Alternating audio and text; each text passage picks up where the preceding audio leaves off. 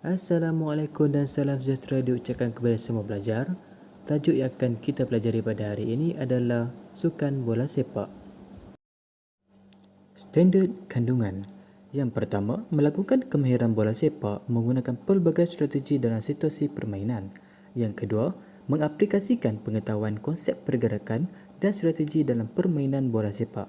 Yang ketiga, mematuhi dan mengamalkan elemen pengurusan dan keselamatan. Yang keempat, menunjukkan keyakinan dan tanggungjawab kendiri semasa melakukan aktiviti. Yang kelima, berkomunikasi dalam pelbagai cara semasa melakukan aktiviti. Yang keenam, membentuk kumpulan dan kerjasama dalam kumpulan. Dan yang terakhir, memahami dan mengaplikasikan etika dalam sukan semasa melakukan aktiviti fizikal. Pengenalan. Bola sepak merupakan permainan kategori serangan yang diangkat sebagai sukan utama bagi kebanyakan negara di dunia. Permainan bola sepak telah mengalami transformasi yang begitu besar. Penerapan sains sukan dan kemajuan teknologi sukan telah menjadikan permainan bola sepak lebih menyeronokkan. Terdapat pelbagai kemahiran asas yang boleh dipelajari dalam sukan bola sepak. Antaranya adalah menendang, menyerkap, mengelecek, melakukan hantaran dan juga menanduk. Setiap kemahiran asas yang dipelajari akan mempengaruhi formasi serangan dan bertahan yang akan dilakukan oleh jurulatih di dalam pasukan. Terdapat beberapa formasi yang boleh dipelajari, antaranya seperti formasi 352, formasi 541, formasi 221 dan formasi 311. Kebiasaannya, formasi 221 dan 311 digunakan dalam permainan futsal atau street soccer. Formasi 352. Formasi serangan ini meletakkan 3 orang pemain pertahanan, 5 orang pemain tengah dan 2 orang pemain penyerang utama. Ketika menyerang, 2 orang pemain tengah akan menjadi pemain sayap kiri dan kanan. 3 orang pemain tengah akan menjadi pemain penyerang sokongan di bahagian tengah padang dan di dalam kotak penalti pasukan lawan. 2 orang pemain penyerang akan bergerak bebas ke kawasan gol pihak lawan. 3 orang pemain pertahanan akan berada di kawasan tengah ketika menyerang. Formasi ini merupakan formasi yang sesuai bagi membuat serangan balas pantas dan membolehkan perubahan transisi formasi lain dilakukan. Strategi menyerang formasi 352. Semasa menyerang, 2 orang penyerang utama akan berada di tengah kawasan gol. 2 orang pemain di kiri dan kanan akan bertindak menjadi pemain penyerang sayap. Peranan mereka adalah untuk menghantar bola kepada pemain penyerang menggunakan hantaran leret atau di udara. 3 orang pemain tengah akan menjadi pemain penyerang sokongan kepada penyerang utama. Ketika bola dihantar oleh pemain sayap, 2 orang pemain penyerang perlu berada di dalam kotak penalti dengan mengucar-kacirkan pertahanan lawan. 3 orang pemain tengah yang menjadi penyerang sokongan boleh membantu pemain penyerang utama bagi menjadikan gol. Sasaran gol boleh dilakukan mengikut situasi penjaga gol. Gol boleh dibuat dengan kemahiran menanduk dan menendang mengikut situasi dihantar. Sistem ini boleh dikekang dengan sistem pertahanan formasi 5-4-1.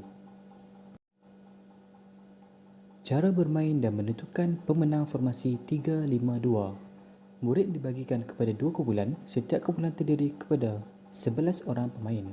Kumpulan A menyerang manakala kumpulan B bersedia untuk bertahan. Murid yang tidak terlibat boleh menjadi penjaga garisan. Kumpulan A terdiri daripada 3 orang pemain pertahanan, 5 orang pemain tengah dan 2 orang pemain penyerang. Semasa menyerang, pemain tengah akan menghantar bola kepada pemain sayap.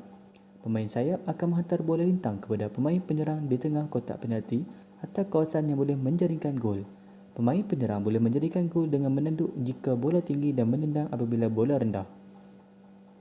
Kedua-dua kumpulan akan bermain dalam situasi permainan sebenar dengan mengaplikasikan peraturan dan undang-undang permainan bola sepak. Kumpulan yang mendapat jaringan terbanyak dikira sebagai pemenang. Kekuatan dan kelemahan formasi 3-5-2. Kekuatan, pasukan mempunyai ramai pemain penyerang. Yang kedua, boleh melakukan transisi dengan cepat daripada penyerang kepada bertahan. Kelemahan, memerlukan pemain sayap yang pantas untuk membuat serangan. Dan yang kedua, pemain pertahanan perlu mahir mengawal bola jika berlaku serangan pantas kerana mereka hanya terdiri daripada 3 orang pemain sahaja. Formasi 5-4-1. Formasi ini menggunakan 5 orang pemain pertahanan, 4 orang pemain tengah dan seorang penyerang sebagai target man. 2 orang pemain stopper digunakan bagi mengawal penyerang pihak lawan. Formasi ini boleh dikatakan mempunyai pertahanan paling kental dalam sistem permainan bola sepak. Apabila diserang, pemain tengah akan membantu untuk bertahan. Target man berada di kawasan tengah padang. Jika ingin melakukan serangan balas, dua orang pemain pertahanan kiri dan kanan akan bertindak sebagai pemain sayap. Tiga orang pemain masih bertahan di kawasan pertahanan. Strategi bertahan formasi 5-4-1. 5 orang pemain pertahanan akan mengawal pemain penyerang dan 2 orang pemain stopper diberi tugas khas mengawal penyerang lawan. 4 orang pemain tengah akan membantu pertahanan mengawal pemain lawan ketika bertahan. Situasi ini akan menyukarkan pihak lawan untuk membuat jaringan. Pemain pertahanan akan menggunakan kemahiran tendangan deras bagi mengeluarkan bola dari kawasan gol. Mereka juga boleh menggunakan tandukan bagi menyelamatkan gol daripada dibolosi oleh pihak lawan. Pemain pertahanan boleh mengeluarkan bola dari zon bahaya dengan menendang bola keluar dari padang atau menghantar terus kepada penyerang yang berada di tengah padang. Semua strategi dan taktikal bergantung kepada situasi semasa. Jurulatih perlu menyedari strategi yang dimainkan oleh pihak lawan dan bertindak segera bagi mendapatkan jaringan seterusnya memenangi perlawanan. Cara bermain dan menentukan pemenang formasi 5-4-1. Murid dibagikan kepada dua kumpulan. Setiap kumpulan terdiri daripada 11 orang pemain. Kumpulan A menyerang manakala kumpulan B bersedia untuk bertahan. Murid yang tidak terlibat boleh menjadi penjaga garisan. Apabila diserang, pemain tengah akan membantu. Penyerang perlu berada di tengah padang dan bersedia untuk melakukan serangan balas. Semua pemain pertahanan perlu mengeluarkan bola dari zon bahaya.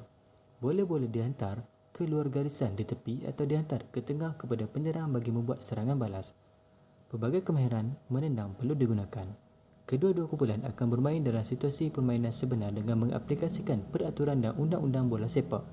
Kumpulan yang dapat menahan bola dikira sebagai pemenang. Kekuatan dan kelemahan formasi 5-4-1. Kekuatan diguna pakai bagi jurulatih yang memilih untuk bertahan dalam sesuatu perlawanan. Hal ini bagi menyukarkan pasukan lawan menyerang dan menjadikan gol.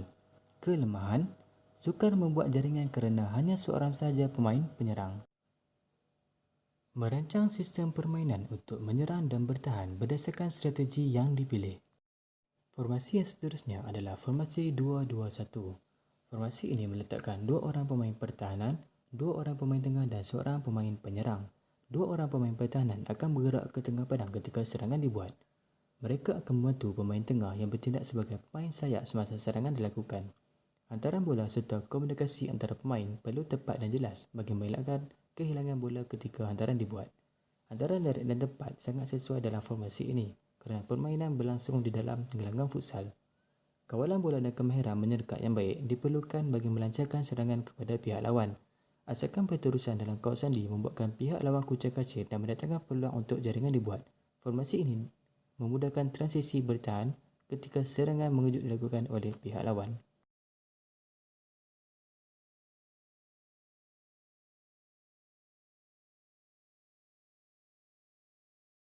Formasi yang terakhir adalah formasi 3-1-1. Formasi ini meletakkan 3 orang pemain pertahanan, seorang pemain tengah dan seorang pemain penyerang. Semasa bertahan, 3 orang pemain pertahanan akan dibantu oleh pemain tengah dengan menjadikan 4 orang pemain pertahanan di kawasan D. Keadaan ini akan menyukarkan pihak penyerang kumpulan lawan untuk membuat jaringan. Kawasan D yang dipenuhi oleh pemain pertahanan akan menyebabkan penyerang lawan terpaksa mengeluarkan bola dan menarik kembali bola ke tengah gelanggang. 4 orang pemain pertahanan ini perlu mengeluarkan bola dari kawasan D. Seterusnya, membuat hantaran kepada penyerang yang menunggu di tengah gelanggang. Bola yang ditendang ke arah luar garisan atau dihantar kepada penyerang. Formasi ini merupakan formasi terbaik bagi bertahan dalam permainan yang dibuat dalam gelanggang futsal.